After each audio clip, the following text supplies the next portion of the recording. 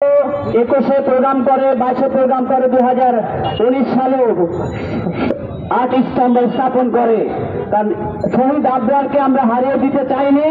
শহীদ আবরারকে ধরে রাখার জন্যই প্রত্যেকটা মানুষ যাতে শহীদ আবরার হয়ে উঠতে পারে সেই জন্য আমরা মানুষের কাছে পৌঁছে দেওয়ার জন্য চেষ্টা করেছি।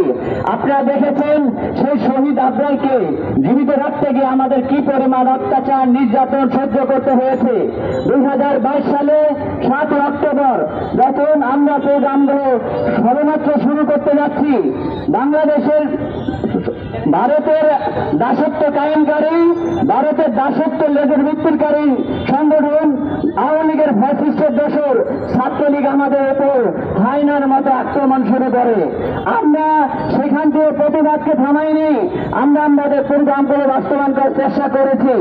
সেইখানে আপনারা দেখেছেন কি পরিমাণ অত্যাচার নির্যাতন আমাদের উপর হয়েছে, যে আমাদের 24 জন সহযোদ্ধাকে এই জেলে যেতে হয়েছে।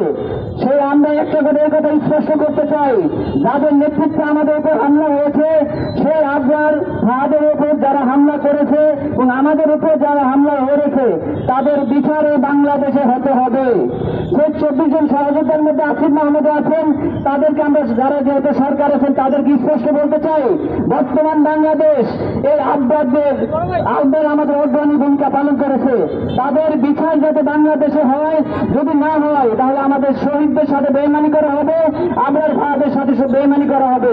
আমি আমার সংক্ষিপ্ত যে কথা স্পষ্ট বলতে চাই, আবরার ফাহাদকে যারা হত্যা করেছে, নির্যাতন করেছে, তাদেরকে বিচার বাংলার মাটিতে হতে হবে এবং আমাদের উপরে যারা হামলা চালিয়েছে তাদের বিচার চেয়ে আমি আমার সংক্ষিপ্ত বক্তব্য শেষ করছি। ধন্যবাদ সবাইকে। আসসালামু আলাইকুম। ধন্যবাদ রাসেল আহমেদকে। এখন বক্তব্য দিবেন ঢাকা বিশ্ববিদ্যালয়ের সাবেক ছাত্র মোহাম্মদ আবু তৈয়ব হাবিলদার। সংক্ষিপ্ত বক্তব্য দিচ্ছেন আবু তৈয়ব হাবিলদার। প্রিয় বন্ধুগণ,